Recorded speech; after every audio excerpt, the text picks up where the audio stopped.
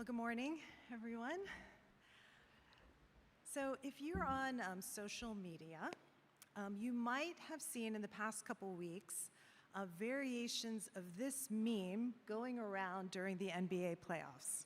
So it's a little bit hard to see, but it's basically Squidward looking longingly at SpongeBob, Patrick, and Mayor Mamdani with expressions of absolute unfettered joy on their faces with the words, "How it feels not to be in New York right now."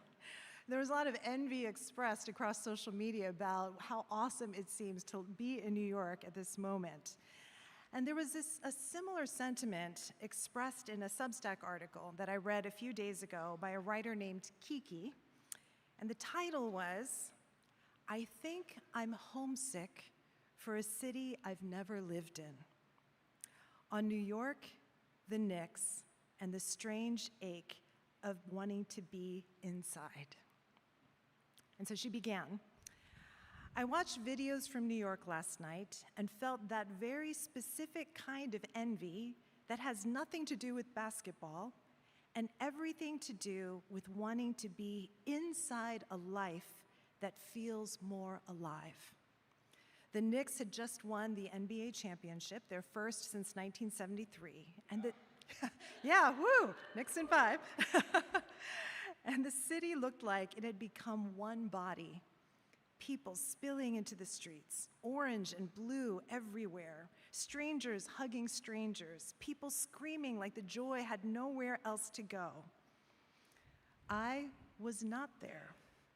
I was in Vancouver, watching through my phone, feeling that strange little ache that arrives when a place you do not live somehow starts to feel like evidence of the life you are missing." It's a really great article, actually, that I commend to you to read. And I felt like this was a good starting point for us as we begin this summer series on pilgrimage. And it's because this writer is speaking to something that is deeply universal. Like, even if you don't live in New York City and you're out there partying with SpongeBob and Mayor Mamdani, even if that is true, that deeply universal ache she's talking about is longing. It's longing for something bigger than yourself, something that is beyond your current experience. It's something that maybe you can't even articulate or name for yourself, but you feel it. Every single one of us has this longing in our hearts.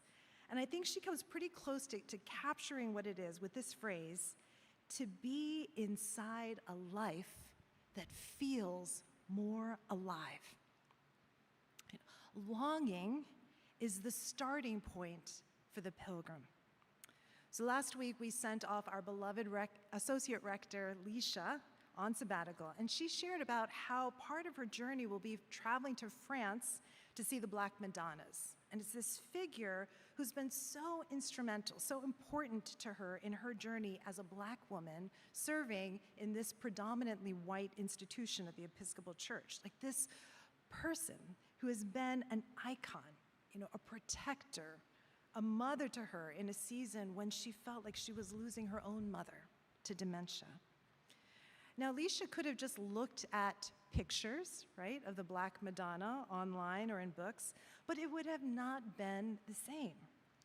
And the longing in her heart compelled her to go on a journey, to get on a plane physically and go to this sacred site of the Black Madonna, where thousands of pilgrims have traveled to before her, bringing their own longings and their own desires and their own stories, each a different embodied expression of this desire that the psalmist says, "How lovely is your dwelling place, O Lord of hosts.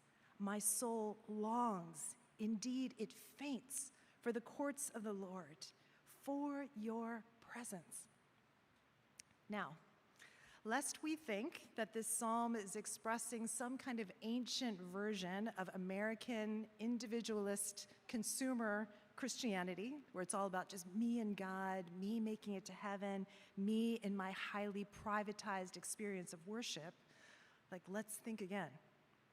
Because remember that the Psalms were the songbook of the entire people of Israel throughout generations to this very day.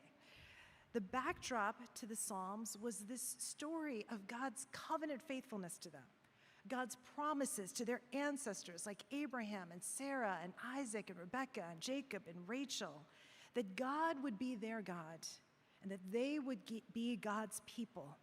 You know, it's the backdrop of the Exodus and their journey as a people towards freedom.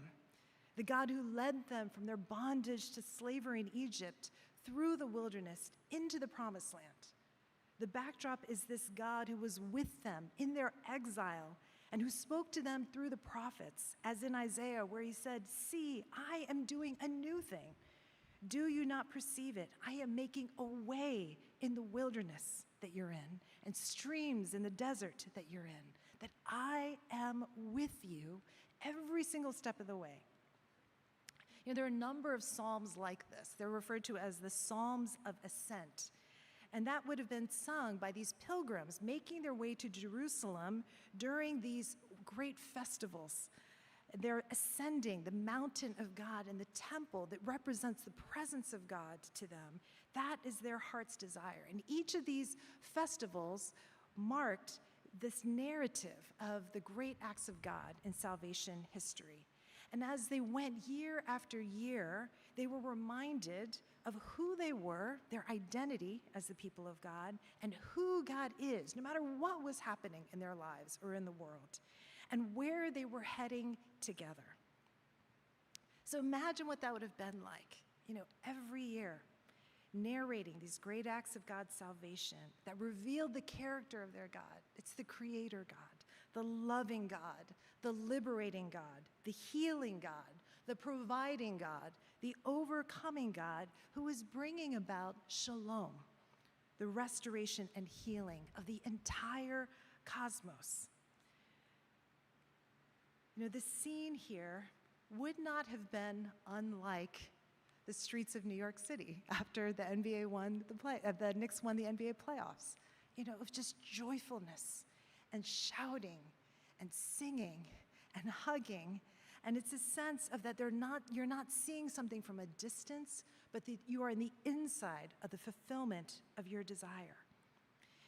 And for them to be reminded that this restoration and healing of the cosmos, that it includes them. It's both individual and collective. It's not just about them, but it's about a healing and a restoration that includes them and the particular historic moment that they were in. And it situated their lives and their context within this greater divine narrative of what God is doing. So now fast forward, 1,000 years to this intimate scene in Luke 24 in the Gospels, where you see on this road between Jerusalem and Emmaus, two pilgrims on a journey. And they are walking away from a horrific tragedy, the crucifixion of their beloved teacher and Lord at the hands of the state. It's what we see in every generation, doing what the empire does, dehumanizing and controlling and crushing. Drew Jackson says, in every generation, empire's gonna empire, right? And so they meet this stranger on the road, and it's Jesus, but they don't recognize him.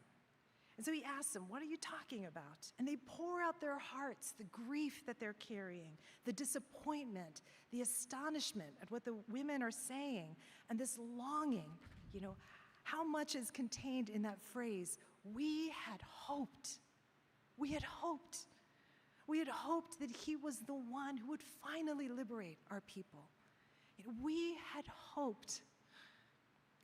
And then Jesus responds in this very unexpected way.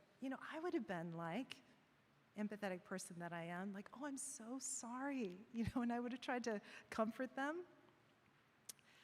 But Jesus says, "Oh, how foolish you are, and how slow of heart to believe all the prophets have declared. Was it not necessary that the Messiah should suffer these things and then enter into his glory?" And then beginning with Moses and all the prophets, he interpreted to them the things about himself in all the scriptures. Now, whatever you think of Jesus' response to them, it feels a little harsh to me, but it's a loving and it's a truthful response. What he's doing is he's pointing them back to this story, this greater story, the journey that the people of God have always been on. They've never been a people that have just settled in one place. They've always been a people on the move, a people journeying towards shalom, a people journeying towards the promises and the purposes of God. And he's tying that longing we had hoped, one that's embedded in the heart of every single human being, to the story of God, which has always, always, always had struggle and suffering at its heart. If there's ever any gospel that doesn't include struggle and suffering, it's not the gospel, because that's what the cross of Jesus is all about. But struggle and suffering are not the full story. And that fuller story is that in Jesus' death and life and resurrection, that suffering and glory come together in a way that brings about what we're all longing for, this shalom and the God of shalom. And as is often said, that peace is not just the absence of conflict, but the presence of shalom, which is that wholeness and that healing and that flourishing and reconciliation and right relationships with God and with each other and with all of creation. In the words of our writer friend Kiki, to be inside of a life that feels more alive. To be inside of a life that feels more alive, not just for me, but for our whole world. That is the pilgrimage that every generation, past, present, and future, is on. And getting in touch with that longing in our hearts. Maybe it's right there at the surface, maybe it's buried deep down, but becoming conscious of it and letting it rise just a little bit closer to the surface, that can become the first hopeful step that we take. Now, when I was thinking about, introducing this series, this introduction to pilgrimage today, I was like, all right, I need to set the foundation. I need to talk about all aspects of pilgrimage. You start with longing. You got to embrace uncertainty. You have to see with the eyes of the heart. You have to pay attention. We're not alone. We journey together. And as I was writing this all out, I quickly realized there's no way I can talk about all of that without it being a crazy long sermon. And so I decided to spare you all. And instead of me talking about pilgrimage, we're going to let it be illustrated through the lives of members here at St. Peter's and our friends throughout the summer who are going to be sharing about this theme of pilgrimage between now and the end of August. In a nutshell, pilgrimage is a sacred journey that transforms us. And for some, it's a literal pilgrimage, and they've gone to a far-off place to visit a sacred site. For others, it's metaphorical. It's a pilgrimage of grief, the pilgrimage of aging, the pilgrimage of becoming a parent. For some, it was a journey that they chose themselves to go on, and for others, it was a journey that they never asked for.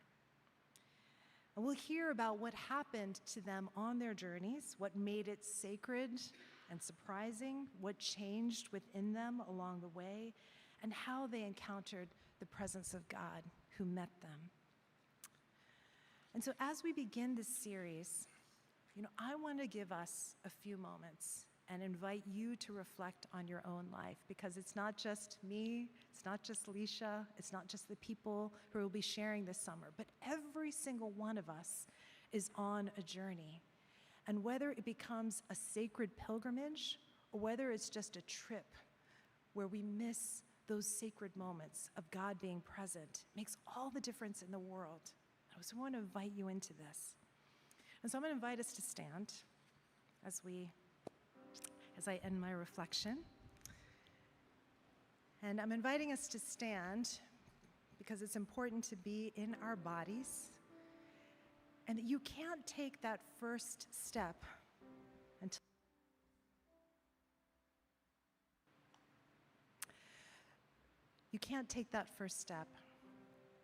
until you stand first. And what I want you to sit with is one of these questions. Where do you notice longing in your life right now? Will you give yourself permission to notice that longing? Maybe you've kind of shoved it down because you're like, oh, it seems too simple or too superficial or selfish. But where do you notice longing in your life right now? Where do you find yourself saying, we had hoped, I had hoped, and experiencing that disappointment, that ending, that sense of no possibility in sight?